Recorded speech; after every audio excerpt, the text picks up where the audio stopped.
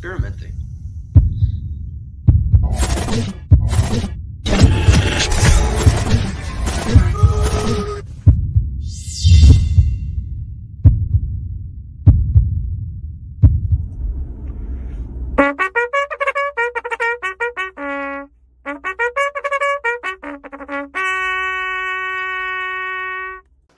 Welcome to Wednesday, fellas.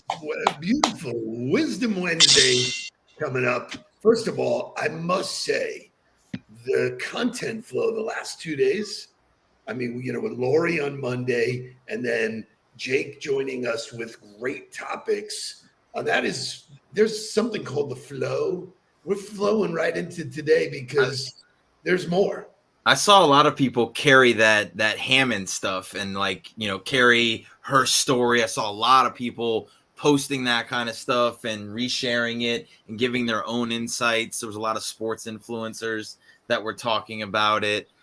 Great stuff. Obviously, that one is a bingo.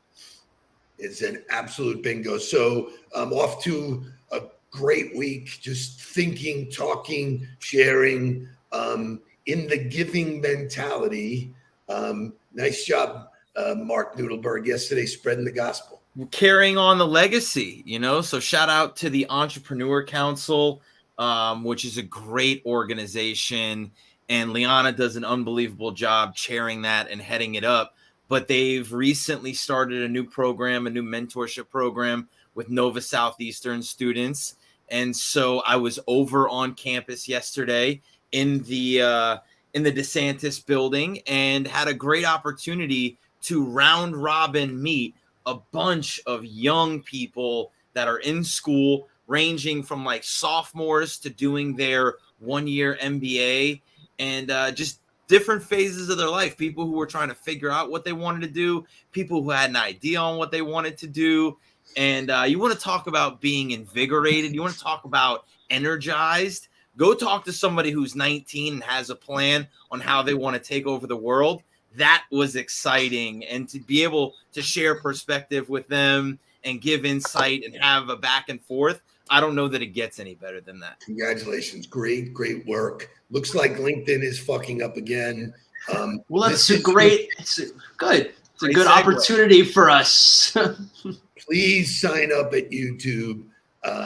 Crazy. Why? Hit the subscribe button. Please support us. Go over there. So even if you are a LinkedIn user, even if you're there and using it consistently, go over to YouTube, find Nudelberg Daily Huddle, the page, hit subscribe, and therefore there is no possible way for you not to be able to get the huddle, find the huddle, rewatch the huddle whenever you're ready. Because at some point we will migrate from not doing it on Mr. Nudelberg's personal YouTube page, and it'll be exclusively on the Nudelberg Daily Huddle. Not that that's going to happen anytime soon, but there will come a day that the Nudelberg Daily Huddle will have to migrate away from it tomorrow.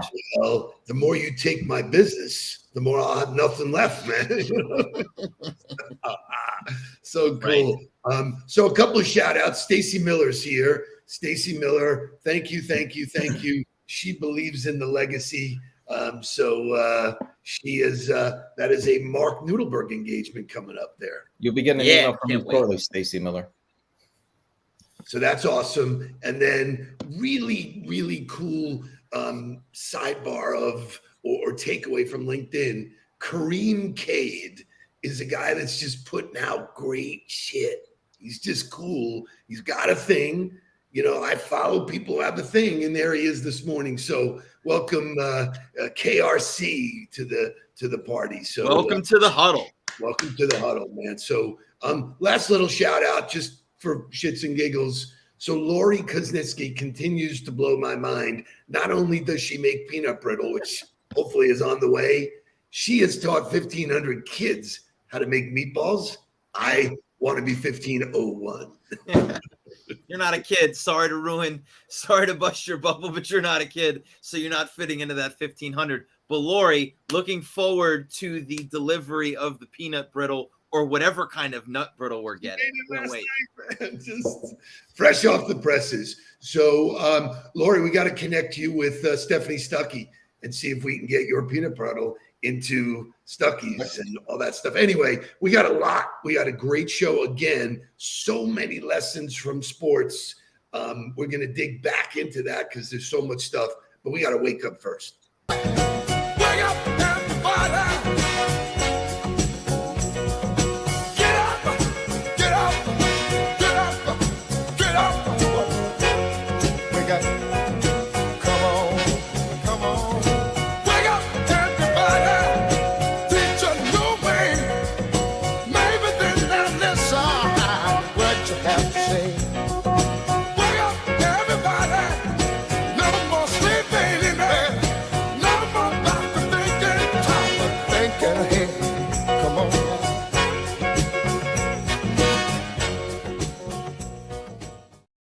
I see those YouTube numbers growing. Way to go, guys. That's a guarantee that you get the huddle every single morning. One more shout out, Valerie Ryan. Valerie Ryan joined myself and Brenda Mueller yesterday when I did her LinkedIn Live at 9 o'clock. Talked about modernizing the sales process. Boom, she came right in, sent me a note. We got connected, and here she is. So thank you, thank you, thank you. Welcome to the Huddle, Valerie. So we would not be able to start September 21st without this motivational music.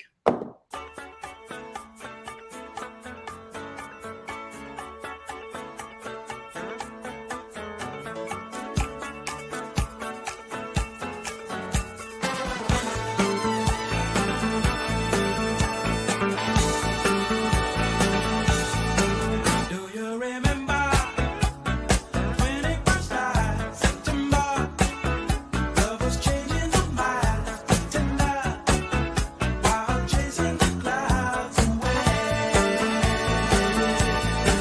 Our hearts are ringing in the key that souls are singing as we dance in the night. Remember how the stars roll the night away.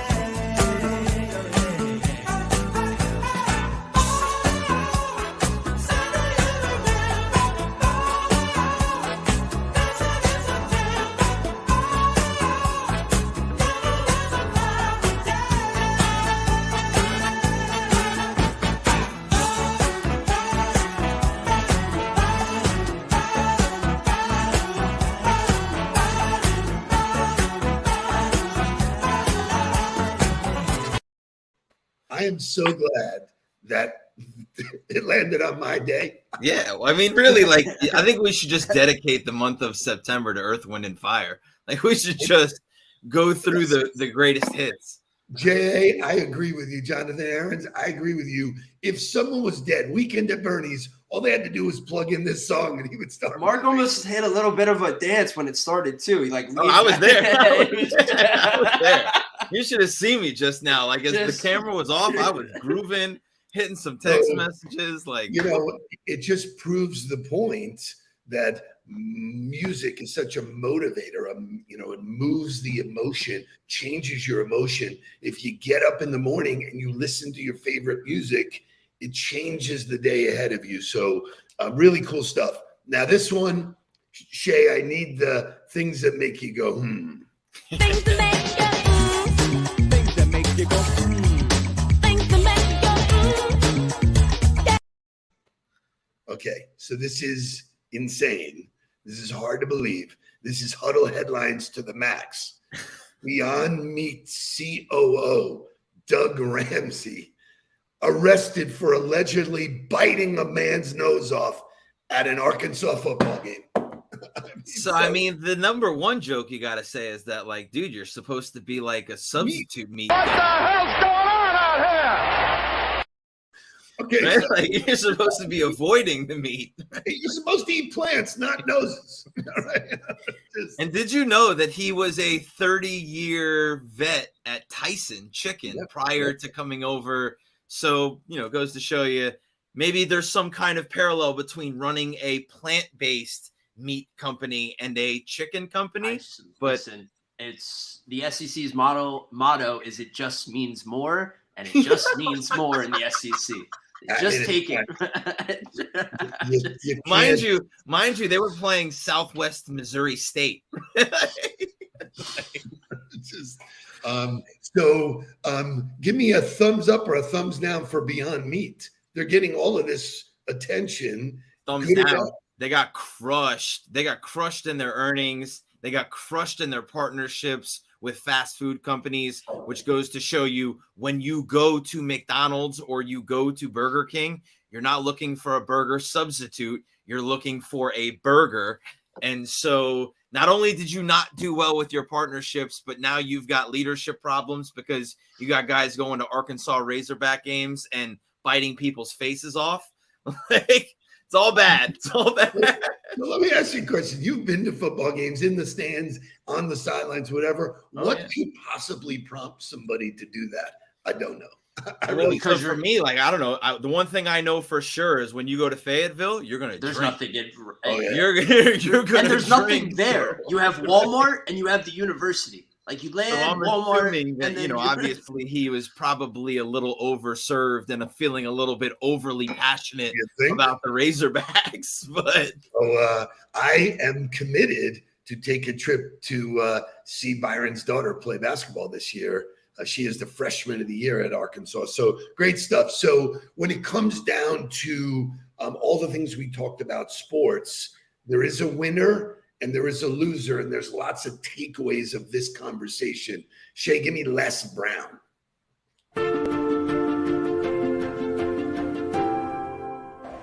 There are winners, and there are losers, and there are people who have not discovered how to win. And all they need is some coaching. All they need is some help and assistance, just a little support.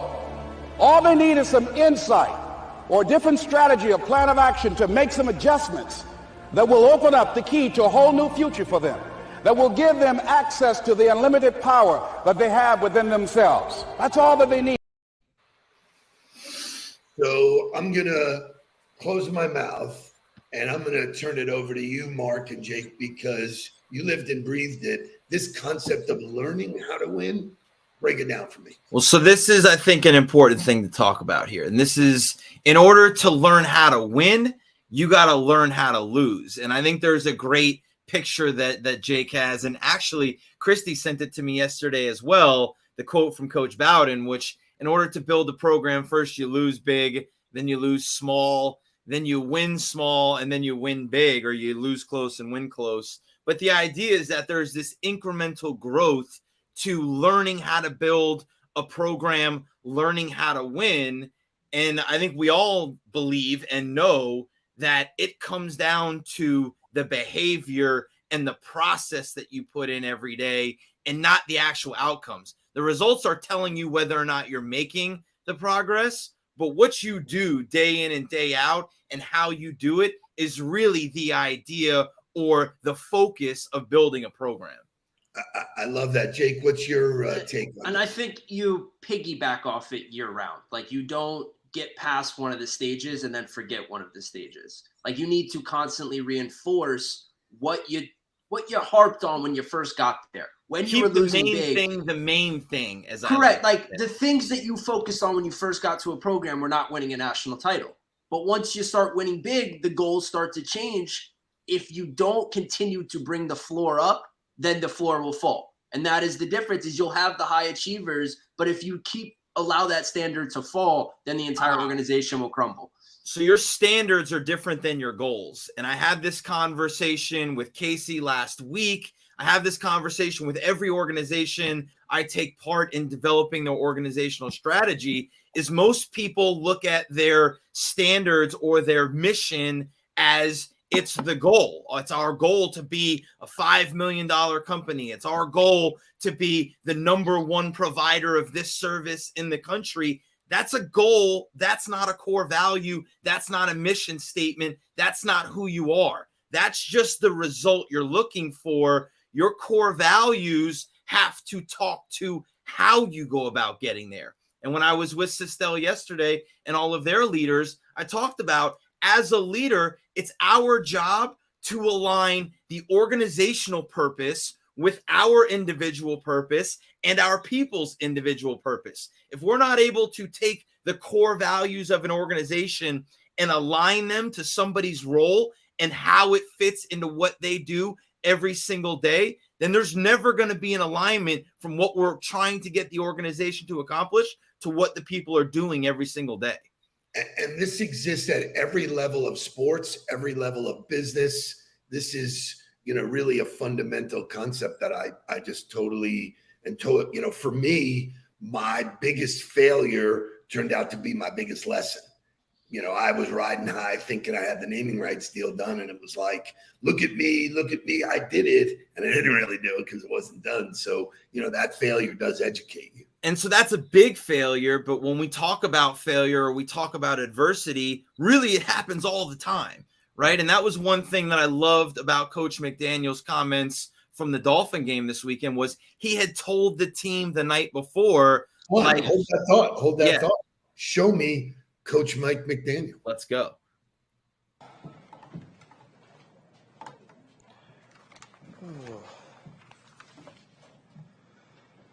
Anybody else tired? What do you guys got?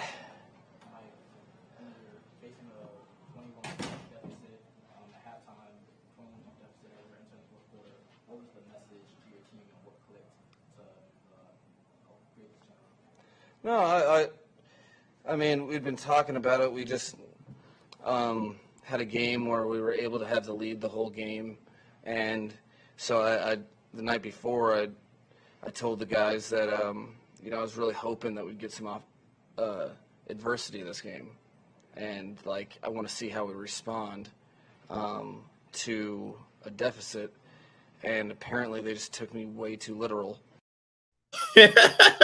So be careful what you ask for, right? And you get what you coach are two good lessons from that. But the idea of wanting to, and his comments after it were, and what he talked about in the locker room were, this is why we don't hang our head when we find adversity.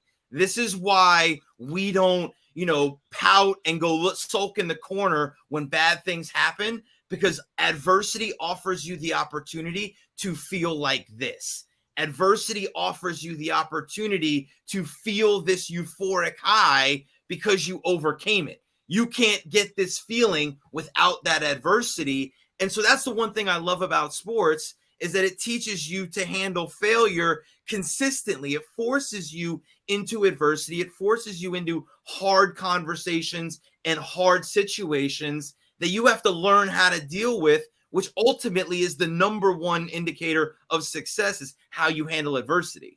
So to think that you could go about your business life without adversity, and adversity is external and adversity is internal. The brain, just warps you sometimes. Sometimes you just don't feel it. Sometimes you don't have the energy. You're filled with fear and doubt. If you do not have a process to come out of that, that's when people slump and continue to slump and go into the toilet.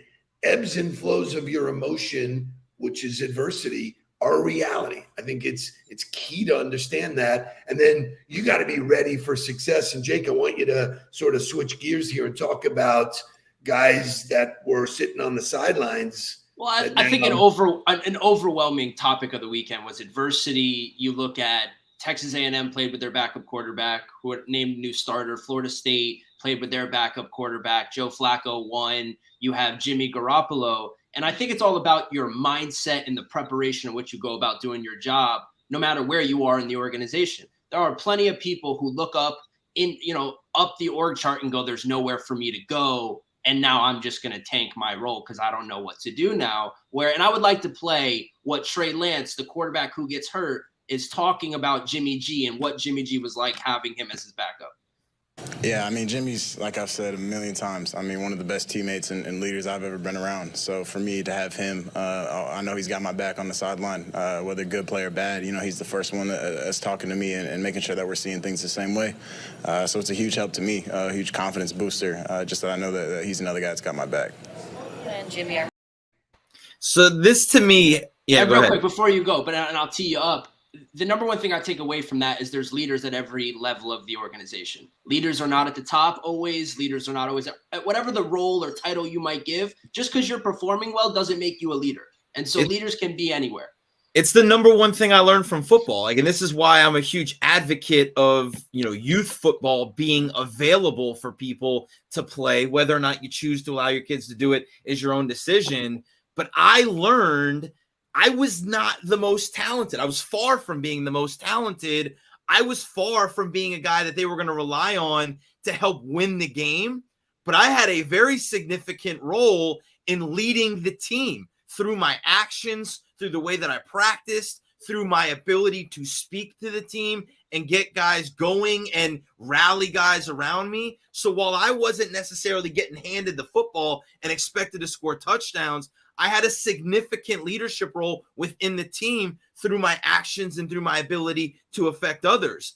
I don't know another sport that you really get that. I don't know another sport where you really find out it's okay for me to be on the bench or to be on the side or to be in the rotation and still take my role so seriously because I have still a large effect on what happens to the team.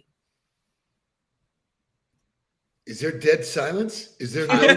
I figured you wanted to speak. I'm actually enjoying the conversation very much. Well, I find it interesting that everywhere else in life we have an emergency plan. We live in a building that tests our fire alarms 24/7. 24/7. Every single week we're testing this, we're doing this, making sure this is working. But in business and in other areas of our lives, we don't plan. We don't plan for things going wrong. We don't operate like all this could go bad. No, we're not rooting for it to go bad, but you don't know.